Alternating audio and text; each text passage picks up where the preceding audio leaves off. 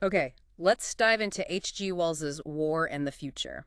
This is the book he wrote back in 1916 after a pretty extraordinary journey. Yeah, absolutely extraordinary. I mean, think about it. Here's this world-famous writer, Wells, known for looking ahead, imagining futures. And also a really outspoken pacifist, very public about it. Exactly. And he decides to, what, tour the Italian and French fronts? Right in the middle of World War One. It's kind of amazing, especially when he himself admitted he travels badly. Right. Terrible French and Italian, he said, and just fundamentally hated soldiering. Not exactly suited for a war zone, you know? Not at all. So his viewpoint is, well, it's instantly different, isn't it? This isn't some military guy. No, it's personal. It's an intelligent outsider, a thinker, suddenly dropped into this industrial nightmare of modern war.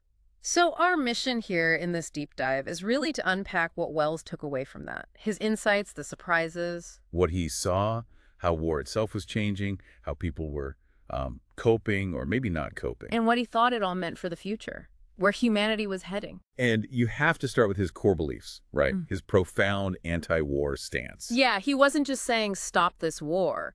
He wanted to, what was the phrase? Nail down war in its coffin. That's it. He saw it as just gigantic, dusty, muddy, weedy, blood-stained silliness. Hated the waste, the boredom. The futility, the desolation, all of it. So the big question is, how does a pacifist like that end up supporting the Allied side? It's a real tension, and he tackles it directly, doesn't he? He does. He sort of frames the Allied effort, particularly against German militarism, as this necessary evil, like sanitary engineering. Sanitary engineering, that's a clinical way to put it. Well, yeah, for him, this specific fight was about getting rid of what he saw as a unique threat, the thing that had invented this horrible new kind of war. So his support wasn't really an embrace of war itself. Not at all. It was, I think, his personal justification. A messy, horrible job that had to be done to hopefully get to a permanent world peace. And his big takeaway, his overall feeling about the war. The word he kept coming back to was Queer. Not epic or tragic, but odd. exactly. Just fundamentally strange, confusing. He said it was like something in a dream. Wow. Wholesome instinct struggling under a nightmare. That was another phrase he used, right? Yeah, and that captures it perfectly. He saw that same feeling reflected in the soldiers he met. He mentioned seeing loads of them, the French poilus, the Italian Alpini. Trainloads of wounded colonial troops too, Malagasy soldiers, Maoris. And what was their expression? He said it was universally puzzled-looking. Yeah. Rather weary, rather sullen, interned. Like they didn't understand it either. Right. Like they were looking at visitors, him included, with this silent question, almost a note of interrogation, as if saying, maybe you get it. They seemed just as bewildered as he felt. But even with that strangeness, that sort of shared confusion, Wells was absolutely clear. Oh yeah, unwavering. The war at its heart is a disaster, period. Even if you argue it's necessary, it's still a catastrophe. Absolutely. A catastrophe of waste, suffering, everything. But he did run into people trying to find silver linings, didn't he? Some arguments for supposed benefits. He did. Like Captain Pirelli mentioned, new military roads opening up parts of Venetia. Yeah. Roads not touched since Napoleon, apparently. Okay. And someone else, M. Joseph Reinach.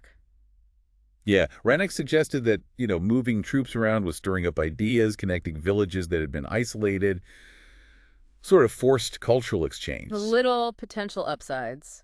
But Wells wasn't buying it, was he? Not for a second. He just shoots down that whole idea. He uses these really sharp analogies. Like the Charles Lamb story. Exactly. Discovering roast pork because your house burned down? Sure, you got the pork, but, look at the cost. It's absurd. Or the Hawthorne idea. That's even darker. Yeah, the man who only realizes his wife's beauty after he's left her forever. Realizing value only through destruction and irrevocable loss. So this leads him to that really powerful central question.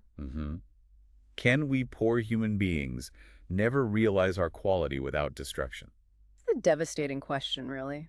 An indictment of us, maybe? It really is. This seeming inability to appreciate things, to progress, without first going through absolute horror. Now, another thing that struck him, one of his larger singularities, was about leadership. Ah, yes. The lack of those huge, dominating figures. No Napoleons, no Caesars emerging from this war. He called it a drama without a hero. But he didn't see that as a failure of heroism, did he? Quite the opposite, actually. He saw it as an overwhelming flood of heroism, but from the common man. So many ordinary people being incredibly brave. Exactly. Countless acts of courage, endurance. He felt the acts of the small men in this war dwarf all the pretensions of the great man. So the sheer volume of everyday heroism kind of prevents any one person from becoming the icon. That was his take. It forbids the setting up of effigies. And for Wells, this pointed to something bigger. The twilight of the half-gods. Yes, maybe the end of needing that single personal figure to rally around. A shift in consciousness, perhaps. And this connects to the leaders he actually met, like General Joffre. Right. He saw Joffre as embodying the best of the Allied approach. Leadership without vulgar ambition. The total opposite of the Kaiser, the imperial boomster of Berlin, How did he describe him? as ordinary common sense of men incarnate. The anti-effigy, basically. Meeting him and Generals Pele and Castelnau, they just seemed like Like competent managers? pretty much active and able men doing an extremely complicated and difficult but extremely interesting job. Practical, understated competence. That was the vibe he got. It's such a contrast to that older ideal of the flashy, charismatic general. And he meant royalty too, the King of Italy. He did, and found him surprisingly cooling and simple and refreshing, sitting at a little desk, talking, well, a bit detached maybe, but still taking risks, visiting the front line. And there's that great anecdote about the Prince of Wales. Oh, yeah, the king trying to keep the prince out of too much danger during a visit, and his explanation was just gold. We don't want any historical incidents here. Exactly. Wells latched onto that. He called it an historical phrase, symbolizing the end of the life of the effigy. This deliberate avoidance of grand performative moments, a move away from that old style. Okay, so moving from the people, the leaders, to the actual physical reality, Wells paints a pretty grim picture of the landscape, doesn't he? The Somme, the French front. Grim is an understatement. He talks about villages being completely obliterated. Just wiped out. Fricourt, he mentions. Yeah, describes it as a tangle of German dugouts. One was like a horrible badger's work, incredibly elaborate underground, a disturbing kind of masterpiece. Dampierre was more recognizable ruins, a sugar refinery's skeleton. And the trenches themselves.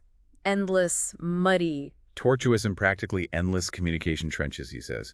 Just vertical sides of unsupported earth, some primitive drainage, telephone wires tangled everywhere. And the overwhelming feeling wasn't excitement or fear, but boredom.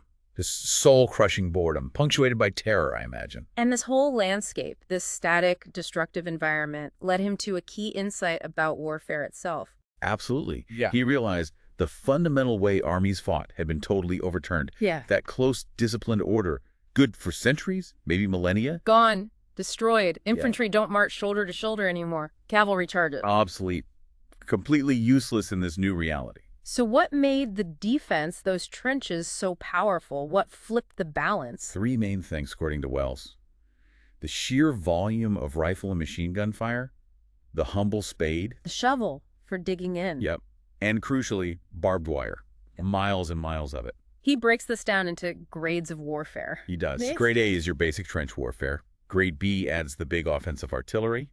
A2 is the defensive counter dugouts, hidden batteries. But the crucial step, the one he saw in the Somme, was B2. Right. That's where it all comes together. Yep. Trenches, wire, infantry, the offensive artillery, the defensive positions, and the game changer, the aeroplane. Air power, because it allows observation. Exactly. Observation for targeting. That's what enables the massive coordinated bombardments, the barrage fire. Wells really emphasizes this, doesn't he? The air power. Calls it the key fact on the Western Front, the complete ascendancy of the Allies' airplanes. Without control of the air, that new artillery isn't nearly as deadly. And he had some pretty strong opinions on why the Allies had air superiority. He did, yeah. Quite speculative, really. He thought German pilots lacked the right temperament, flexibility, quick nerves, nimbleness, said their methodical nature, good on the ground, made them slow and unsure in the air. A bit of armchair psychology there, maybe. Maybe. But his observation of the effect of air superiority was spot on. Observation planes pinpoint German positions, dugouts, gun batteries. Info goes straight to the artillery. And then comes the destruction. He calls it pitiless. It is indecent. He was amazed by the French daily maps, showing everything behind German lines, all from aerial photos. And this leads us to the other big technological development he witnessed. The tank, which he found both fascinating and initially a bit comical. Yeah. Genial silliness, like lively young pigs. That's quite a description. But their function was deadly serious. He talks about how they could just climb over obstacles, wallow amazingly, ram through things. Complex inside, too, as crowded with inward parts as a battleship. And he quotes that soldier that really brings home the impact, doesn't it? Oh, absolutely. In the old attacks, you used to see the British dead lying outside the machine gun emplacements. Now these things walk through. Chilling. It just walks through the machine gun fire. That's the point. The tank lets infantry advance after the artillery and planes have done their work, taking out those machine guns, crushing the wire. Wells saw huge potential there for shortening the war. So his conclusion about modern victory, it's not about sheer numbers anymore. No, it boils down to three things: the airplane, the gun, and the tank developments, not crowds of men. Which brings him to his critique of the old guard, the military experts. Right, those trained before 1914. He argues they're stuck thinking in obsolete ways. He uses the image of spurs The cavalry officer's spurs. as the outward sign of their inward obsolescence. A bit harsh, maybe, but captures his frustration. So in this new industrial war, it's less about classic generalship. And much more about technology, industry, production, which shifts the focus dramatically. Behind the lines, to the factories. He visits one, right? Citroen's shell factory. Yes, near Paris. Yeah. And he's just blown away by the scale of it.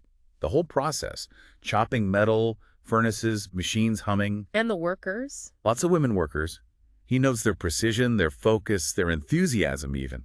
They know they were fighting the Bloch, he says, using the slang for Germans.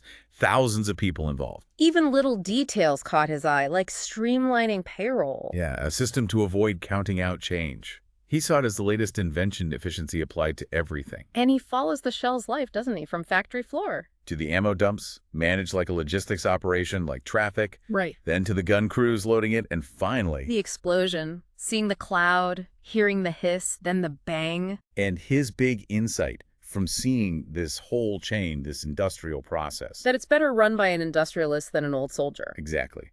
Someone with experience in industry or transport understands the system better. He repeats that professional militarism is already as dead as Julius Caesar. The old ways just don't apply. And this industrialization has huge political implications, too. Definitely. This kind of war becomes absolutely hopeless for nations that aren't industrialized.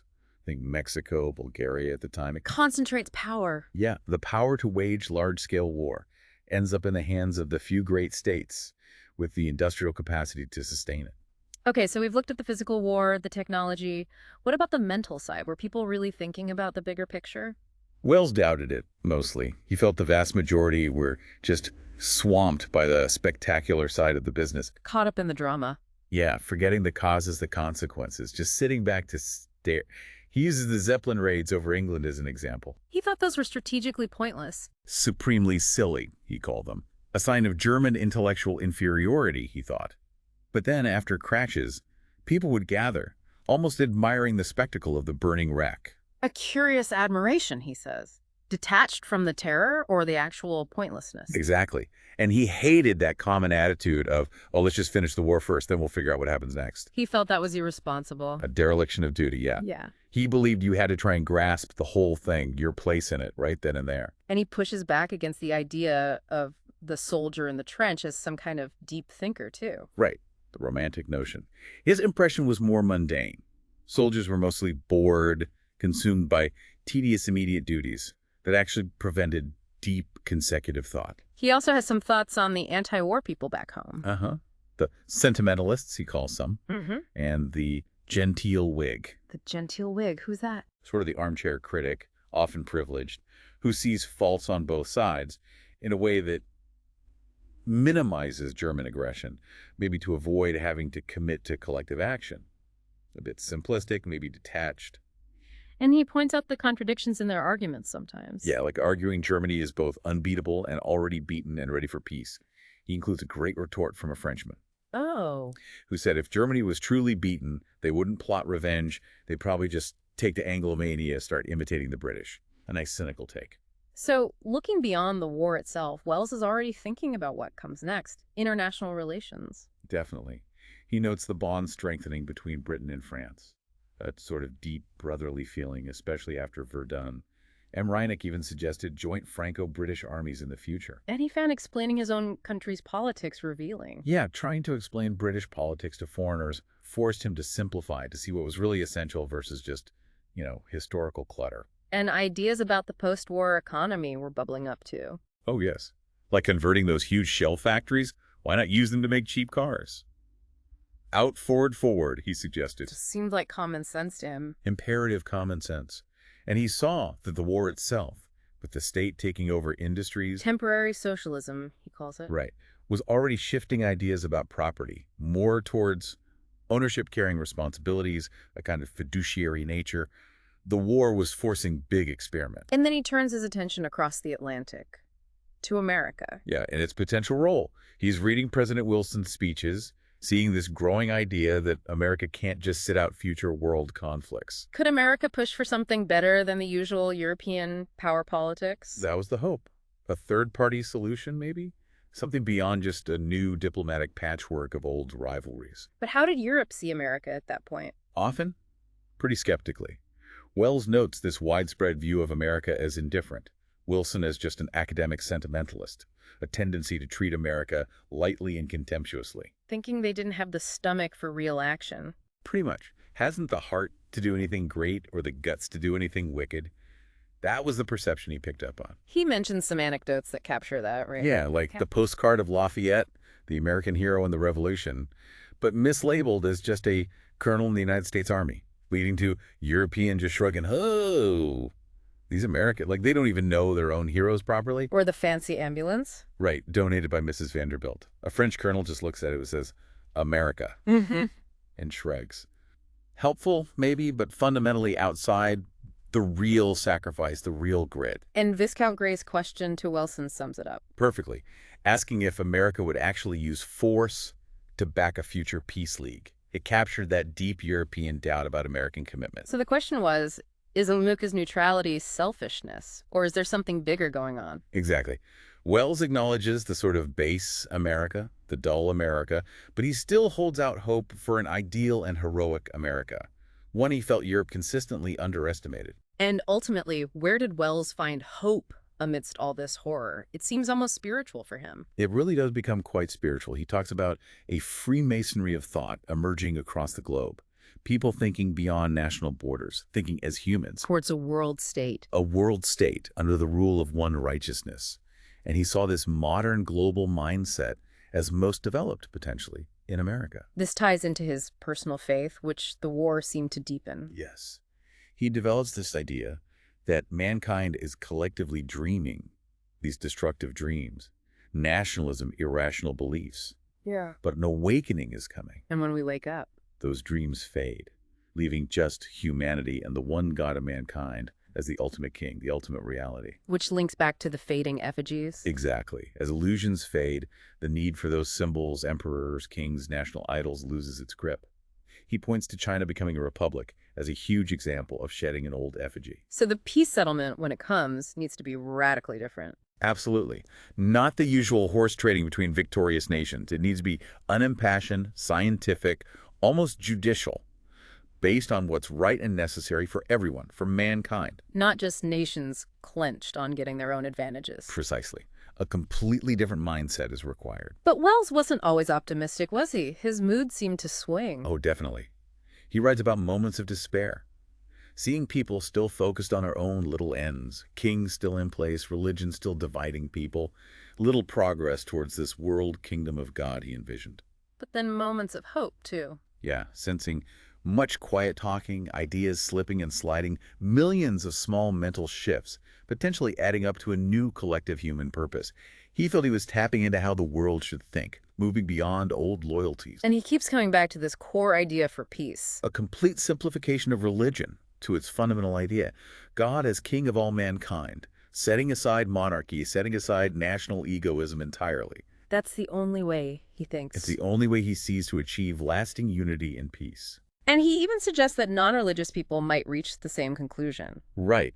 That even without faith, you might realize that this kingdom of God over a worldwide system of republican states, essentially, a global republic based on universal principles, is the only possible formula to unify and save humanity. It's a huge vision. So wrapping up this deep dive into Wells's War in the Future, there's this powerful tension, isn't there? Absolutely. On one hand, the sheer horror of modern industrial war, The waste, the boredom, the silliness, as he called it. But on the other hand, within that very horror, he sees these glimmers of possibility. Yeah, the way technology changed everything, the way old ideas of leadership and nationhood seem to be crumbling, the stirrings of a different, more global way of thinking. It's like he saw a paradoxical chance that the sheer scale of the disaster might force humanity onto a new path. A path towards a more unified, rational, global order, leaving behind the old effigies. It's that powerful, unsettling idea. War is a necessary nightmare, maybe, something needed to force humanity to wake up from its destructive dreams. It certainly makes you think, which leads to the lingering question, I suppose, the one Wells was grappling with over a century ago. If that devastating war really did expose the flaws in nationalism, the need for a unified world, are we, as humanity, capable of choosing that path consciously? Or do we still need these kinds of catastrophic shocks, this immense suffering, to actually force us to realize our shared interests and finally move beyond those old destructive dreams? It's quite a thought to leave people with.